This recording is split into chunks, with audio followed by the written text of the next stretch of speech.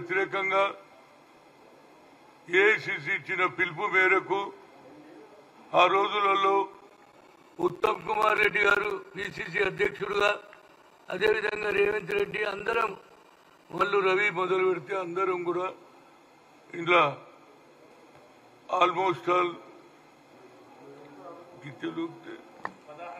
16 మందిని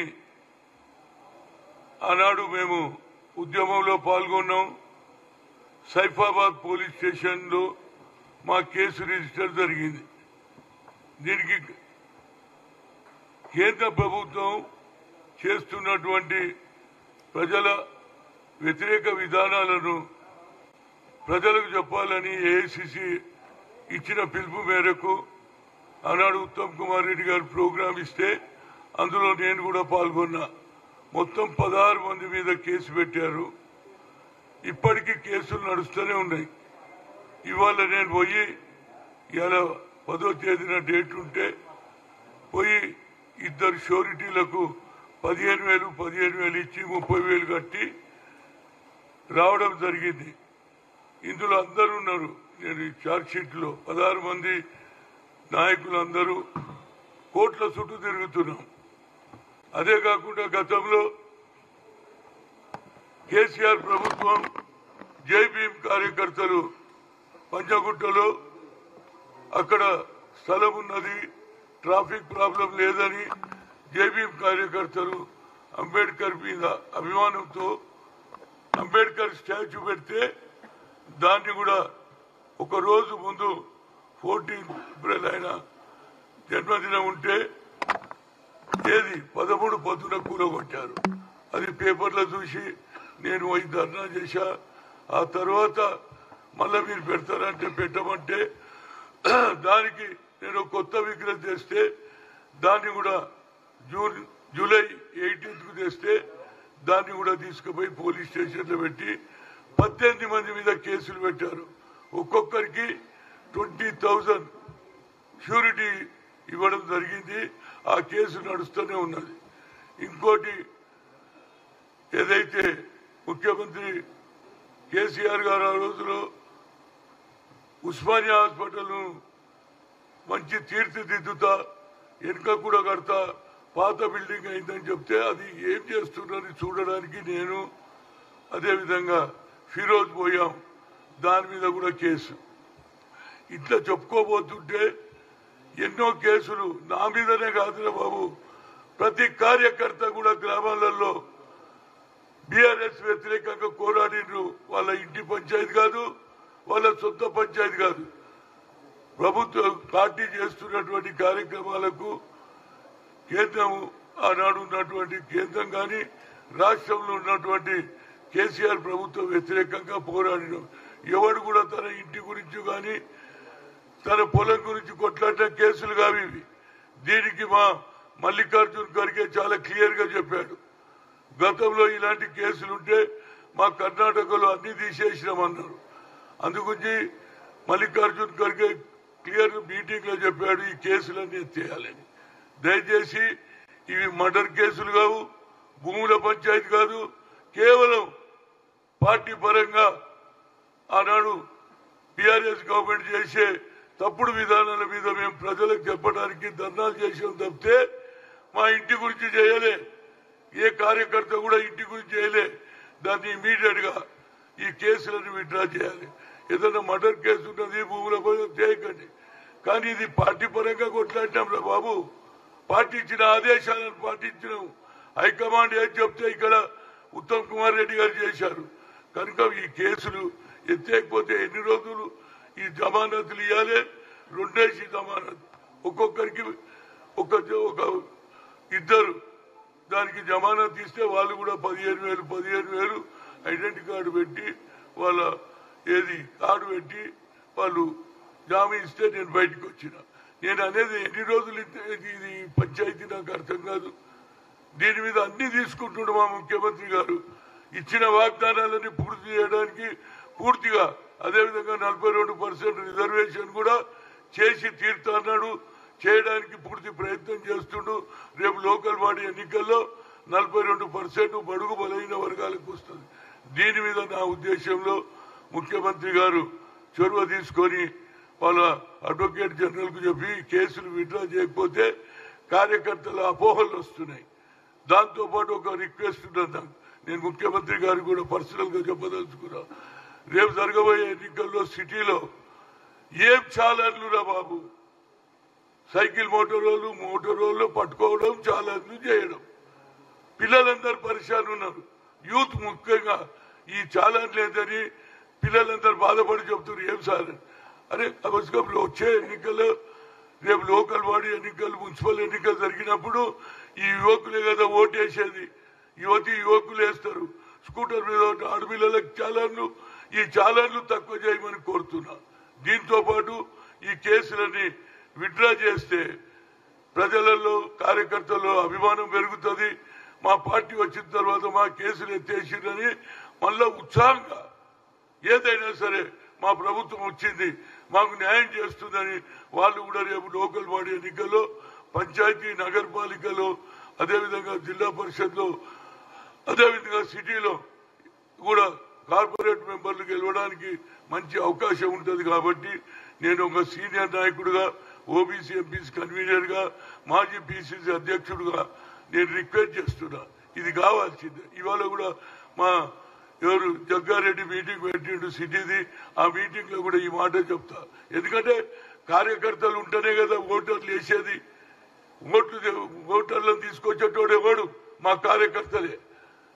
ఏపించేటోడు ఎవరు? మనం గెలిచినాక చెప్తున్నాం కార్యకర్తల విజయం అంటున్నాం. మరి కార్యకర్తలు అన్యాయం జరుగుతున్నప్పుడు వారి గురించి ప్రభుత్వం ఆలోచన చేయాలి. మన ప్రభుత్వం వచ్చింది 6 డిక్లరేషన్ తో పాటు ఈ కేసులు కూడా ఎత్తివేస్తే గ్రామాలలో కార్యకర్తలు సంతోషపడతారు. రేపు లోకల్ బాడీ ఎన్నికల్లో ఉత్సాహంగా పనిచేస్తారు. అదేవిధంగా ఇప్పుడు చైర్మన్లు కూడా నిర్ణయం జరుగుతుంది. మీనాక్షి నటరాజన్ చెప్పారు 30 రోజుల లోపల జరగాలని. అదేవిధంగా ప్రతి జిల్లాలో అధ్యక్షులు కార్యకమిటీ కావాలని ప్రయత్నం చేస్తున్నారు. అందులో భాగంగా ఈ కేసులు ఎత్తేస్తే తప్పనిసరిగా ప్రతి కార్యకర్త రాత్రనక పగలనక కష్టపడతారు. ఎలక్షన్ రోజు నిలబడతారు, ఓటర్లను తీసుకొస్తారు, కాంగ్రెస్ ఫేవర్ లో ఓటు వేపిస్తారు. కనుక ఈ ముఖ్యమంత్రి గారిని కోరుతున్నా, పిలిచి మాట్లాడండి. ఇది మర్డర్ కేసులు కావు, భూముల తగాదాలు కావు.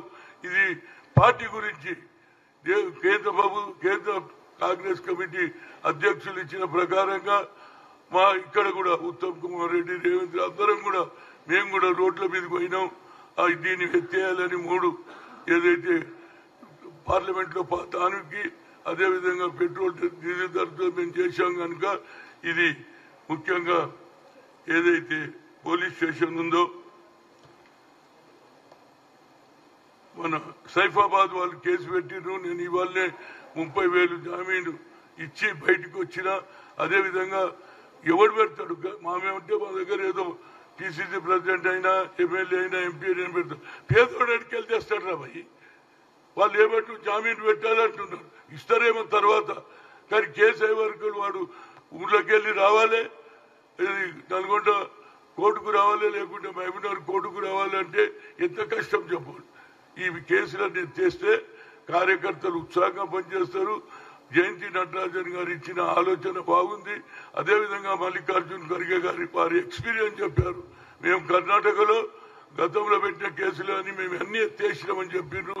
ఇక్కడ కూడా ఎత్తేయాలని ముఖ్యమంత్రి గారిని, అదేవిధంగా పిసిసి అధ్యక్షులు కూడా మహేశ్వర్ కుమార్ గౌడ్ గారు కూడా తప్పనిసరిగా దీని మీద శ్రద్ధ తీసుకొని ఎంత తొందరగా తీపిస్తే బిఫోర్ పంచాయతీరాజ్ నగరపాలిక ఎన్నికలు నిర్ణయం జరుగుతుంది. 3 నెలల లోపల ఎలక్షన్ జరగాలి. కాబట్టి అప్పుడు ప్రతి కార్యకర్త ఉత్సాహంగా వచ్చి ఎన్నికల్లో పాల్గొని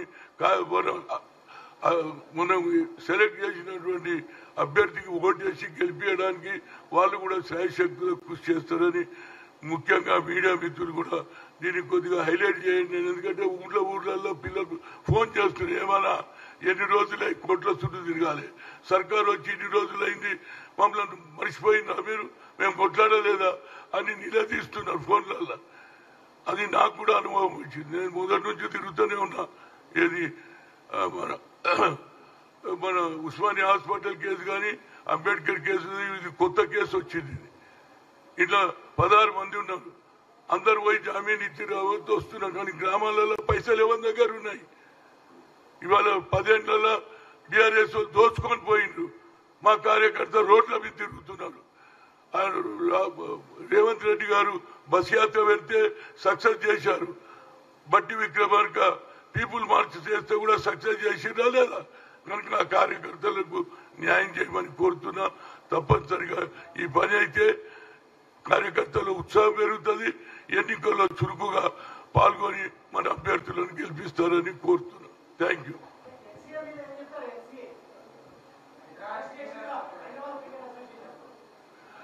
హైదరాబాద్ క్రికెట్ అసోసియేషన్ అది ఏం జరిగిందో నాకు తెలియదు. ఏదైతే మన ఏదైతే క్రికెట్ లో టికెట్ల విషయంలో వచ్చిందో అది ఏందో నాకు తెలియదు. తెలియని సబ్జెక్ట్ నేను చెప్ప. నేను మాట్లాడింది నిన్న అక్కడ ఏదైతే పక్కకున్న భూమి మళ్ళా అందులో 2000 కార్లు నిలబెట్టేది. మరి రేపు ఐపీఎల్ జరిగితే ఎడబెట్టుకోవాలి. దానికి గోడ కట్టేసిండు ఏది గేట్ల దగ్గర. దాన్ని నేను నిన్న తీపించిన. అది కూడా శ్రీధర్ బాబు ఇండస్ట్రీ మినిస్టర్ తప్పనిసరిగా ఆయన చెప్పి ఆ గోడ గులగుట్టించిండు. అదేవిధంగా ఒక కోరిక ఉన్నది. ఎందుకంటే రేవంత్ రెడ్డి గారు యావత్ భారతదేశంలో చేయని పని చేస్తుండు. స్పోర్ట్స్ సిటీ అన్నాడు. ఢిల్లీ పోయిండు. నేను మాకు ఇవాళ 2026లో మేము మా తెలంగాణలో స్పోర్ట్స్ నడిపిస్తాం, స్పోర్ట్స్ డే తప్పిస్తామని చెప్పారు. అది అన్ని ఈవెంట్స్ మేము చేస్తామన్నారు. కాబట్టి ఈ భూమిని కూడా తీసుకోవడానికి అక్కడ ఇండస్ట్రీ ఉండేవాడు మూసేసిండు. లేబర్ కు పైసలు ఇవ్వలే. అది కూడా ఎవరికి అన్నారు తెలుసా? ఎవడు పారిండు? రిలయన్స్ అంబానీ వర్గం తీసుకొని మళ్ళీ దాని పేరు చేంజ్ చేసిండ్రు. ఎందుకంటే ఇది జరిగింది 2017లో ఏమో జరిగింది. కనుక దీన్ని కూడా మరి శ్రీధర్ బాబు చొరవ తీసుకొని దాన్ని ఆపితే వచ్చే తరం వారికి లాభం అవుతుంది. పైసలు అంటే నోట్లు అంటే ప్రింట్ చేయగలుగుతాం, స్థలమే లేదు. కనుక ఆ స్థలాన్ని కూడా తీసుకోవడానికి ప్రయత్నం చేయాలి.